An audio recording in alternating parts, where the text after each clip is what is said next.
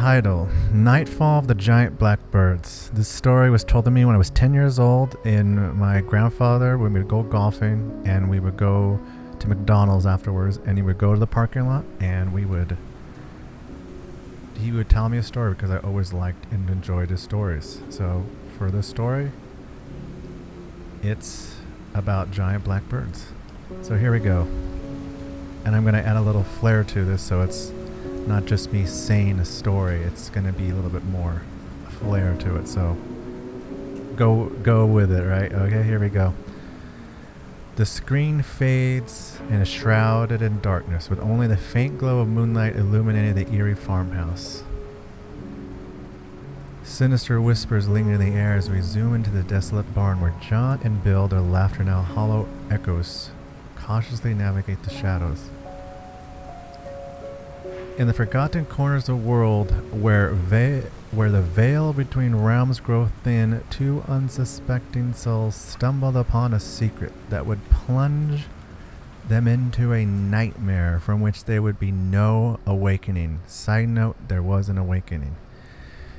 John and Bill tread softly through the dimly lit barn, their breaths shallow as they uncover a sight that freezes their blood in its veins. A tiny black bird, now not too scary, but it continues, its eyes gleaming with an otherworldly maleficence, nestled upon the decaying hay.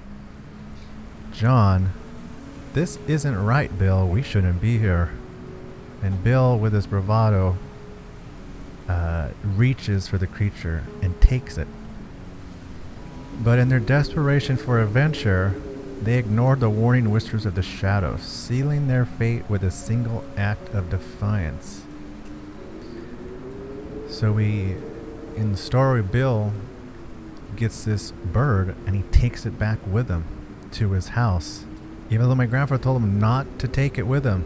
So, go back, cut to Bill's room, cloaked in suffocating darkness, where the baby bird squirms uneasily in its makeshift nest, a harbinger of the terror that lurks beyond the window, because obviously if there's a baby bird, there has to be, you guessed it, a mother.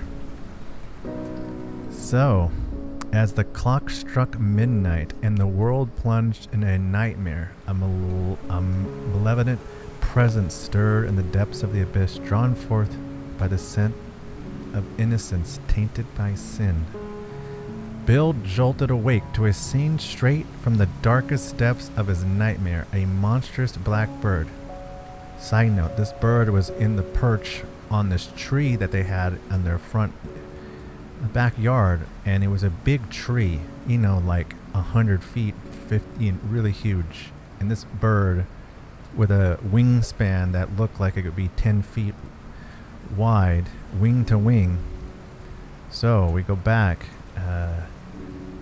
and then he looks out through the window, and this giant bird unfurls colossal wings, casting a suffocating shroud of dread over the room, its very presence a testament to the horrors that lie beyond the realms of mortal comprehension.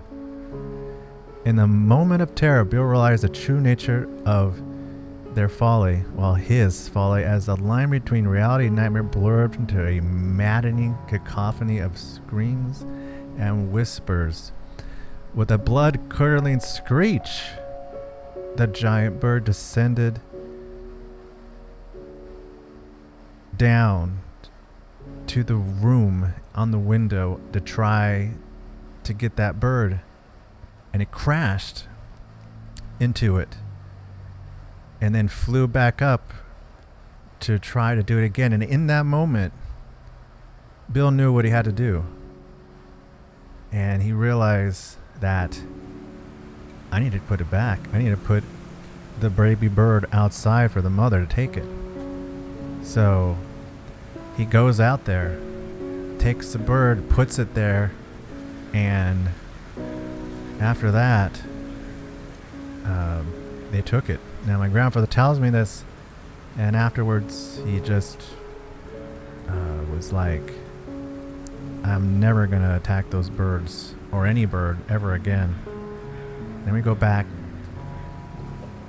For in the darkness that shrouds the world, where nightmares reign supreme, the true horrors await those who dare to defy the boundaries of reality.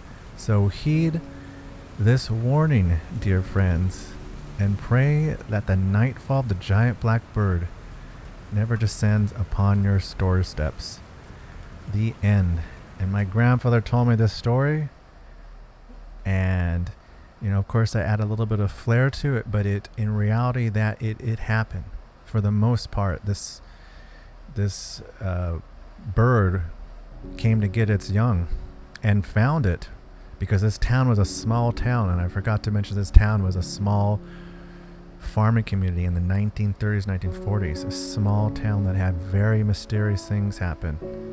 So I'll be telling you more stories because there's a lot of them, and there's not just black birds, there's UFOs involved, there's aliens involved, and so I thought you enjoy.